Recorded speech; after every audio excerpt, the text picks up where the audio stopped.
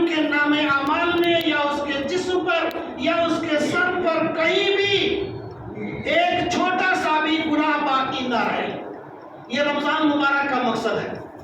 رمضان مبارک کے مہینے کو ہم نے اس کا کیسے استقبال کیا، رمضان کے روزے کس طرح سے رکھے، ہم نے رمضان مبارک کے اندر جو روزیاں کھائی وہ کہاں کی تھی اور ہم نے اسے کس راستے سے حاصل کیا۔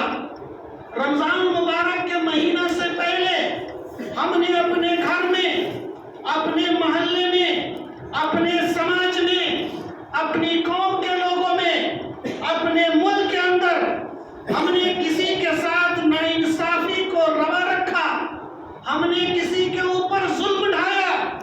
یہ سارے ظلم و جبر اور یہ ساری کی ساری بے ایمانیاں رمضان مبارک کے مہینہ کے آنے کے بعد ایک مسلمان کی زندگی سے رخصت ہو جانا چاہیے، اور یہی روزہ کا مقصد تھا کہ تقویٰ حاصل کرنا۔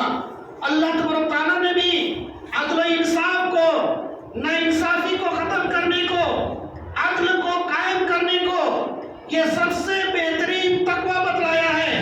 اللہ تعالیٰ نے ایک مسلمان کو عہد کو پورا کرنے، وعدہ کو نبھانے کو تقویٰ قرار دیا ہے۔ ایسی صورت میں اگر کوئی مسلمان رمضان مبارک کا مہینہ ختم ہونے کے بعد اگر وہ بدعہدی کرتا ہے، اگر وعدہ خلافی کرتا ہے، اگر عدل و انصاف کو رواج نہیں دیتا، اگر ضرورت پڑے تو وہ حق نہیں بولتا، وہ سچی گواہی نہیں دیتا بلکہ جانبداری کرتا ہے، طرفداری کرتا ہے، تو ایسی صورت میں سمجھ لیا جائے کہ اس مسلمان کو رمضان مبارک کا مقدس مہینہ کوئی کام نہیں دیا، کیونکہ رمضان کا مہینہ تو تھا اس لیے کہ آپ نے روزہ رکھے۔ کیوں رکھے؟ لعلکم تتقون، تاکہ تم صاحب تقویٰ بن جاؤ، اللہ سے ڈرنے والے بن جاؤ۔ لیکن روزہ ختم ہونے کے بعد اگر آپ اللہ سے ڈرنے والے نہیں بن سکے تو یہ کہا جا سکتا ہے کہ آپ نے رمضان مبارک کے مقدس مہینے کو یوں ہی بھوک پیاس میں برداشت کر کے اس کو گنوا دیا، لیکن روزہ رکھنے کا کوئی فائدہ نہیں ہوا۔ 6 ہجری کے اندر اللہ کے نبی محمد رسول اللہ صلی اللہ علیہ وسلم کے ساتھ کفار مکہ کا معاہدہ ہوتا ہے۔ گیٹ سامنے کا کھول دیجئے، گیٹ بند نہیں کیجئے۔ یہاں پہ بتی تھی وہ جل نہیں رہی ہے، اندھیرا ہم کو لگ رہا ہے، ہم کو کاغذ ہوتا ہے۔ نبی کریم صلی اللہ علیہ وسلم 6 ہجری میں کفار مکہ کے ساتھ ایک معاہدہ کرتے ہیں، کفار مکہ کے ساتھ حدیبیہ کے اندر ایک معاہدہ کرتے ہیں۔ زیادہ تفصیل نہیں بتائیں گے، اس کو اختصار اشارہ۔ نبی کریم صلی اللہ علیہ وسلم مدینہ سے نکل کے مکہ جا رہے تھے عمرہ کرنے۔ مکہ سے ہجرت کرنے کے بعد یہ پہلا موقع تھا، 6 سال کے بعد اپنا وطن دیکھنے جا رہے تھے۔ حدیبیہ کے مقام پر کافروں نے روک دیا اور کہا کہ اس سے آگے آپ کو نہیں بڑھنے دیں، مکہ پر میری حکمرانی ہے۔ اللہ کے نبی صلی اللہ علیہ وسلم نے کفار مکہ سے ایک معاہدہ کیا، ایگریمنٹ کے بہت سارے نکات اور بندے تھے۔ اس میں سے ایک بندہ یہ تھا کہ اگر مکہ سے کوئی بھی آدمی مسلمان ہو کر اور بھاگ کر مدینہ جائے گا تو آپ کو واپس کرنا پڑے گا، اور مدینہ سے آپ کا کوئی مسلمان برادر بھاگ کر مکہ آئے گا تو ہم واپس نہیں کریں گے۔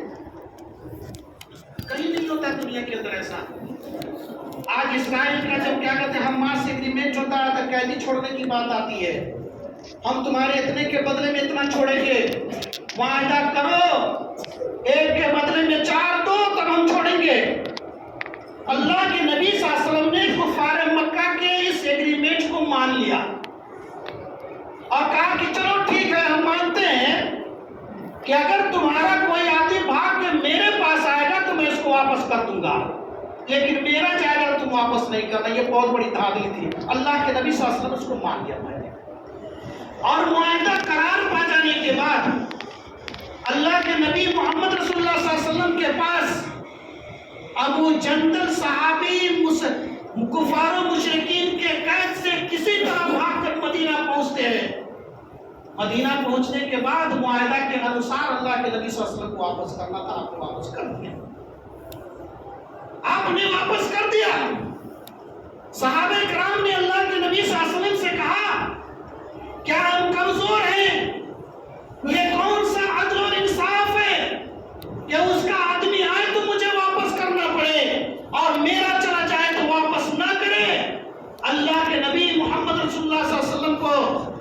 رسول اللہ صلی اللہ علیہ وسلم نے صحابہ کرام کو صرف ایک جملہ کہا، تمام کے تمام صحابہ کرام خاموش ہو گئے، کہا کہ میرے ساتھیوں، میں نے کفار سے یہ معاہدہ کیا ہے، ہم نے عہد و پیمان کیا ہے، لہذا معاہدے کی خلاف ورزی نہیں کر سکتے، ہم نے وعدہ کیا ہے کہ ان کے آدمیوں کو واپس بھیج دیں گے، ہم وعدہ کے مطابق آدمی کو واپس بھیج رہے ہیں۔ یہ اللہ کے نبی محمد رسول اللہ صلی اللہ علیہ وسلم کا عہد و پیمان تھا، وعدہ کو نبھانے کا ایک مثالی کردار تھا کہ اللہ کے نبی صلی اللہ علیہ وسلم نے عہد کو نبھایا، اپنے وعدہ کو نبھایا، اپنے دل پر جبر کیا، صحابہ کرام کو بھی سمجھایا، لیکن معاہدہ کی خلاف ورزی نہیں کی۔ اس حدیث کی روشنی میں آج مسلمان اپنے اعمال کو دیکھے، اپنے اعمال کو جانچے اور اس کو پرکھنے کی کوشش کریں کہ ایک مسلمان اپنی کہی ہوئی بات سے کس طرح سے پیچھے ہٹتا ہے، اپنے قول و قرار سے کس طرح سے پلٹ جاتا ہے۔ اگر ایک مسلمان اپنے قول و قرار سے پلٹتا ہے، یقینی طور پر اس کے دل کے اندر اللہ کا تقویٰ اور خوف نہیں ہے۔ ایک مسلمان اگر کیا ہوا وعدہ نہیں نبھاتا ہے، یقینی طور پر وہ شخص اللہ کا خوف نہیں مانتا ہے۔ جبکہ رمضان مبارک کا مہینہ تو صرف اس لیے آیا تھا کہ ایک مسلمان اللہ سے ڈرنے والا اور صاحب تقویٰ بن جائے۔ یہ اللہ کے نبی صلی اللہ علیہ وسلم کی زندگی کا اور آپ کی کردار کا ایک چھوٹا سا نمونہ تھا۔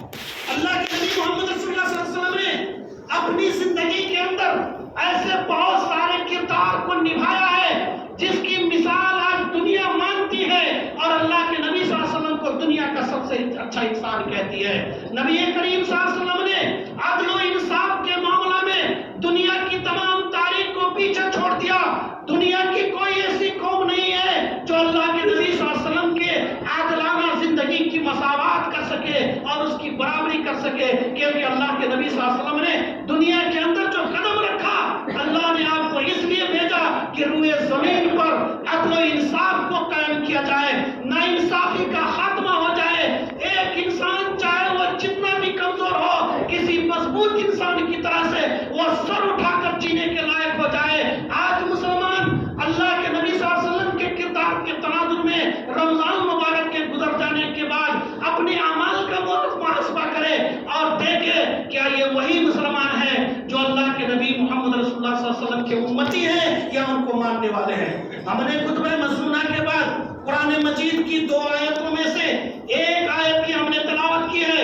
ابھی اس آیت کریمہ کا ہم ترجمہ کرتے ہیں اور دیکھتے ہیں کہ اللہ کے نبی محمد رسول اللہ صلی اللہ علیہ وسلم کی عادلانہ زندگی کیسی تھی۔ یا ایھا الذین آمنوا کونوا قوامین للہ شہداء بالقسط، یا ایھا الذین آمنوا کونوا قوامین للہ شہداء بالقسط ولا یجرمنکم شنآن قوم علی الا تعدلوا اعدلوا هو اقرب للتقوی۔ قرآن کریم کی آیت کریمہ یہ عدل و انصاف کے بارے میں ہے۔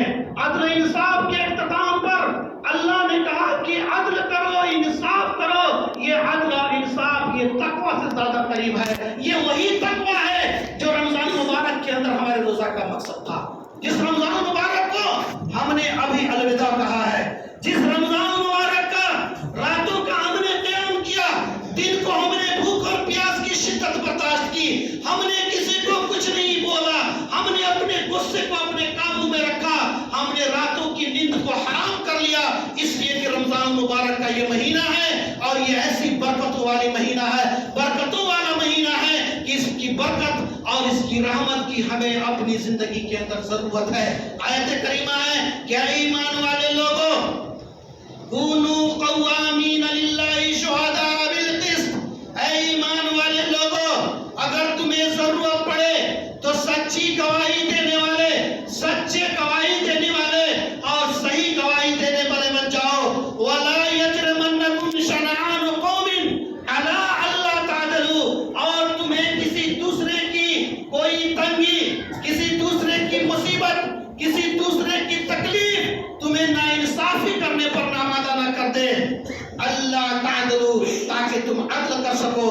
اگر تمہیں کسی سے تکلیف ہے، اگر تمہیں کسی سے جھگڑا ہے، اگر تم کسی کو نہیں چاہتے ہو، اگر کسی کو تم برا سمجھتے ہو تو تم اپنے निजी मामलात के चलते उसके मामले में झूठ ना बोलो। आयत करीमा का मुद्दा ये कहता है कि एक मुसलमान जब रमजान मुबारक का पूरा महीना रखकर उसको अलविदा कह देता है और खुशी में ईद मना करके 2 रकात नमाज पढ़ लेता है, तो मुसलमान की जिंदगी तो वैसी हो जाती है जैसा कि कुरान कह रहा है और अल्लाह के नबी मोहम्मद सल्लल्लाहु अलैहि वसल्लम ने इसका तकाज़ा किया है। ईदिलु वो अक़रबु लित्तक़वा, कहा कि अदल इंसाफ करो, ये तकवा से ज्यादा करीब है। अगर अदल इंसाफ नहीं है तो तकवा नहीं है। अगर आपकी बात में सच्चाई नहीं है, अल्लाह का खौफ नहीं है, अगर आपके कौलो कार में सच्चाई नहीं है, तो ये आपके अंदर ईमान की कमजोरी है और अल्लाह ताला का तकवा नहीं है, जिस तकवा के रसूल के लिए आपने रमजान मुबारक के 1 महीने का रोजा रखा। ये अदल इंसाफ की बात है। एक चीज ये देखिए, आज समाज के अंदर हर शख्स कलमा को है मुसलमान, ला इलाहा इल्लल्लाह मुहम्मद रसूलुल्लाह पढ़ता है, अल्लाह को मानते हैं, अल्लाह से डरते भी हैं, तकवा भी मौजूद है। अभी फिलहाल रोजा खत्म किया है, रोजा की सारी बरकतें और रहमतें समेट बैठा, लेकिन जब उससे जरूरत पड़ती है तो अपने लोगों के मुकाबले में झूठ बोल देता है। किसी लड़ाई के अंदर हमारे अपने लोग हैं, उसकी तरफदारी कर बैठते हैं। अगर किसी अपने के अंदर गलती है उस पर पर्दा डाल देते हैं। अल्लाह के नबी सल्लल्लाहु अलैहि वसल्लम ने ऐसा नहीं किया और इसी को अल्लाह के नबी सल्लल्लाहु अलैहि वसल्लम ने कहा कि ये अदल है और ये नाइंसाफी है। अगर तुम जानिबदारी करते हो, किसी अपने को बचाने के लिए उसकी तरफदारी करते हो, उसकी तरफ से झूठी गवाही देते हो, झूठा बयान देते हो, तो ये तकवा के मनाफी उमूर है। अल्लाह का खौफ दिल में नहीं हुआ, आपने तो हाल फिलहाल रोजा रखा और इसीलिए रखा कि आपके दिल में अल्लाह का तकवा खौफ आ जाए, आपने झूठ बोल के सर को मरियम कर दिया। अल्लाह के नबी मोहम्मद रसूलुल्लाह सल्लल्लाहु अलैहि वसल्लम ने ये आयत करीमा अपने सहाबे किराम को सुनाई। सहाबे किराम आयत का मफहूम और उसका मर्तबा समझ गए। अल्लाह के नबी सल्लल्लाहु अलैहि वसल्लम ने फातिमा बिनते, कोई फातिमा नाम की लड़की जो चोरी किया था मदीना के अंदर, किसी ऊंचे घराने की थी, लेकिन अल्लाह के नबी सल्लल्लाहु अलैहि वसल्लम के सामने जब केस पहुंचा था कहा कि उसका हाथ काटा जाएगा। अल्लाह के नबी सल्लल्लाहु अलैहि वसल्लम को कहा गया कि ये कुरैश के ऊंचे खानदान की लड़की है, अगर उसका हाथ काटा जाता है तो सारे पूरे कुरैश खानदान की नाक कट जाएगी। अल्लाह के नबी ने कहा कि सुन लो, अगर मेरी बेटी फातिमा भी चोरी की होती तो अदल का इंसाफ का तकाजा ये था कि उसका भी हाथ काटा जाए। लिहाजा अदल इंसाफ के मामले में ना कोई अपना है ना कोई पराया है। अदल इंसाफ के मामले में ना कोई मुसलमान है ना कोई काफिर है। जिस तरह से एक मुसलमान के ऊपर जुल्म करना भारी गुनाह और जुल्म है, बहुत बड़ा अन्याय और पाप है, उसी तरह से गैर मुसलमान के ऊपर भी जुल्म करना बहुत नहीं पड़ा था। इसके मामले में कोई अल्लाह ने कोई ऐसा जो है दीन की तफरीक नहीं किया। लिहाजा आज ये आयत करीमा और इसका मफहूम हमें बताता है कि आज हमारा समाज जो हर तरह से व्याकुल है, ना जाने किसको कब मार हो जाए, कौन किसको पीट डाले, कौन कहां पर बेअदब और बदनाम हो जाए। अगर आपने इंसाफ का दामन थामा होता तो ये सारे नौबत नहीं आते, ना आएंगे, ना आते होते। अल्लाह के अंदर अल्लाह तआला ने कुरान मजीद के अंदर इसी अदल को कायम करने के लिए तकवा का तकाजा करार दिया कि इंसान अगर सच बोलने लग जाए तो झगड़े नहीं पड़ेंगे। आज हम और आप परेशान हैं और सिर्फ इसलिए परेशान हैं कि हमारे दिलो दिमाग के अंदर एक नाइंसाफी, हमारे दिलो दिमाग के अंदर किसी के ऊपर जुल्म जबर, हमारे दिलो दिमाग के अंदर अपने और पराये की तफरीक हमें इस मकाम पर खड़ा कर दिया है। हम इस मोड़ पर खड़े हो चुके हैं कि हमारी जिंदगी से सुकून जाता रहा है। अल्लाह के नबी मोहम्मद रसूलुल्लाह सल्लल्लाहु अलैहि वसल्लम ने तो इसकी पूरी सख्ती से तालीम दी है कि अदल को कायम किया जाए। अदल के अंदर ही इंसान की जिंदगी और उसकी जिंदगी का सुकून है। अल्लाह ताला ने कहा कि इदिलु हुवा अक़रबु लित्तक़वा, कहा कि अदल करो मेरे भाइयों, इंसानों, जमीन के ऊपर अदल करो, तुम बड़े सुकून से रहोगे, क्योंकि यही अदल करना, ये سے زیادہ قریب ہے۔ اگر آپ کے دل کے اندر تقویٰ کا تقاضا پیدا نہیں ہوتا، عدل و انصاف کا جذبہ پیدا نہیں ہوتا، آپ کے دل کے اندر اللہ کا خوف نہیں ہے، اس لیے کہ آپ نے رمضان کا مبارک کا روزہ رکھا اور صرف اس لیے روزہ رکھا تھا کہ آپ کے دلوں کے اندر اللہ کا خوف آ جائے اور اللہ کا تقویٰ پایا جائے، لیکن آپ نے عدل و انصاف کا خون کر کے تو آپ نے سارے تقویٰ کو مار دیا۔ یہ اللہ کے نبی محمد صلی اللہ علیہ وسلم کا انصاف تھا۔ اللہ کے نبی محمد صلی اللہ علیہ وسلم نے ایک عدل کرنے والے، انصاف کرنے والے حاکم کو، بادشاہ کو، گھر کے اغوا کو، گاؤں کے اغوا کو بڑی اس پر ثواب بھی بتایا، کہا کہ عدل کرو، یہ بہت اونچے مرتبے کی بات ہے کہ اس دن قیامت کے دن جب حشر کے میدان میں کوئی سایہ نہیں ہوگا، ایک سایہ ہوگا صرف اللہ تبارک و تعالیٰ کے عرش کا، اور باقی کوئی سایہ نہیں ہوگا۔ اتنی تیز دھوپ ہوگی کہ لوگ پسینوں میں ڈوبے ہوئے ہوں گے، ہائے ہائے کی زندگی کہاں تھوڑا سا سر چھپانے کے لیے جگہ مل جائے۔ اللہ تعالیٰ کے نبی کریم صلی اللہ علیہ وسلم کہتے ہیں کہ حشر کے میدان میں اللہ تعالیٰ کے عرش کے سایہ کے علاوہ دوسرا کوئی سایہ نہیں ہوگا جہاں انسان چاہے تھوڑا سا چھپ جائے۔ کہا کہ اس میں 7 قسم کے لوگوں کو صرف جگہ ملے گی، سبعۃ یظلھم اللہ فی ظلہ یوم لا ظل الا ظلہ، عرش کے سایہ کے علاوہ کوئی دوسرا سایہ نہیں ہوگا۔ 7 قسم کے لوگ کو اللہ تعالیٰ کہا کہ یہاں پہ تھوڑا سا چھپا لے،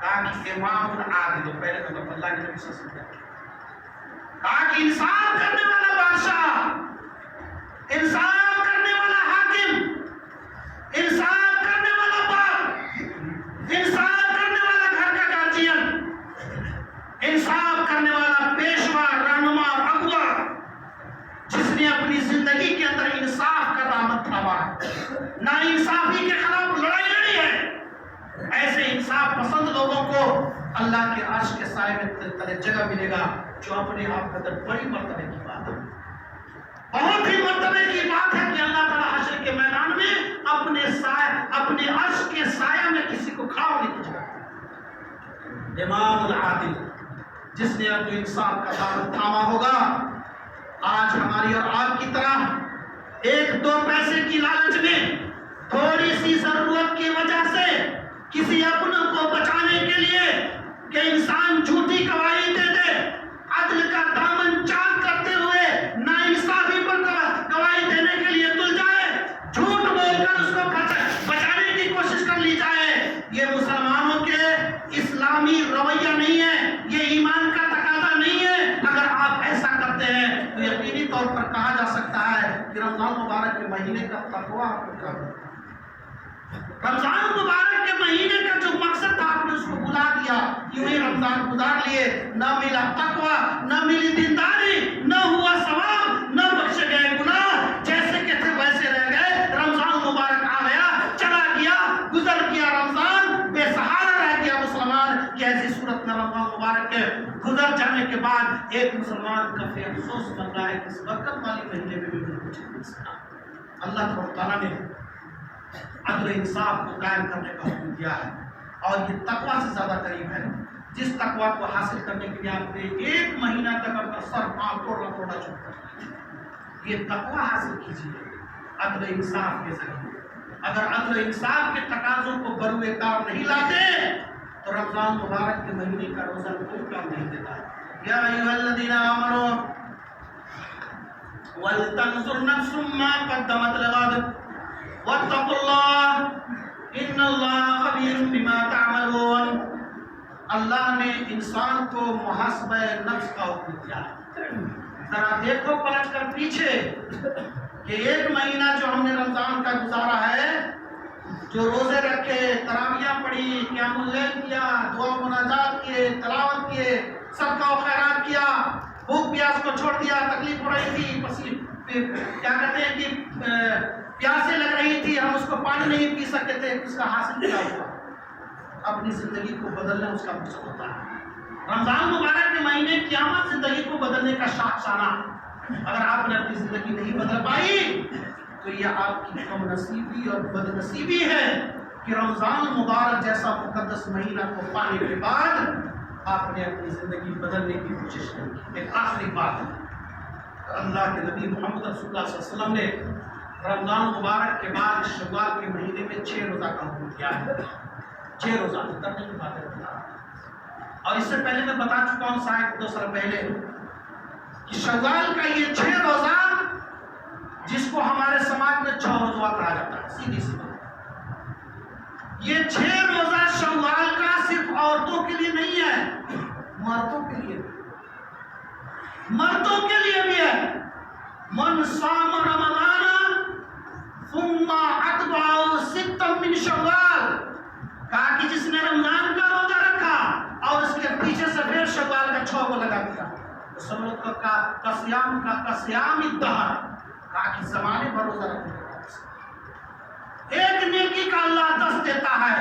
36 روزہ ہوئے، رمضان کے بعد 6 روزہ ملا کر کے 36 روزے، اور 36 کو جب 10 سے پورا کرتے ہیں تو 36 دائیں کے 360 ایک سال کے روزہ۔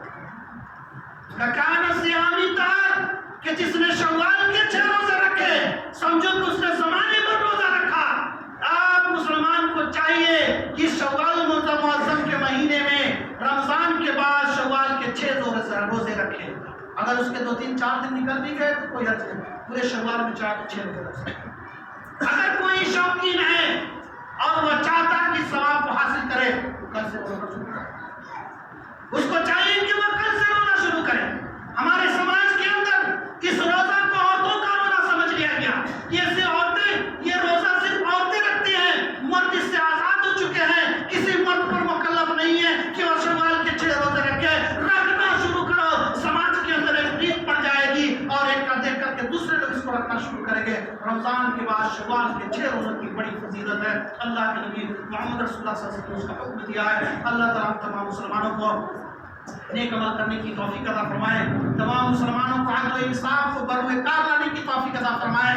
ہر مسلمان عادل ہو، ہر مسلمان سچ بولنے والا، سچی گواہی دینے والا ہو، مسلمان سچا ہو، مسلمان سچا ہوتا ہے اس کو سچی گواہی دینے والا بنا دے۔ رب العالمین دعا ہے کہ اللہ پروردگار عالم ہم تمام مسلمانوں کو صحیح راستے پر چلنے والا پکا سچا مسلمان بنا دے۔ ربنا تقبل منا انك انت السميع العليم وتب علينا انك انت التواب الرحيم۔ سبحان ربك رب العزة عما يصفون وسلام على المرسلين۔ بارك الله لنا ولكم في القرآن المجيد ونفعنا وإياكم بالآيات والذكر الحكيم، إنه تعالى جواد كريم ملك رؤوف رحيم۔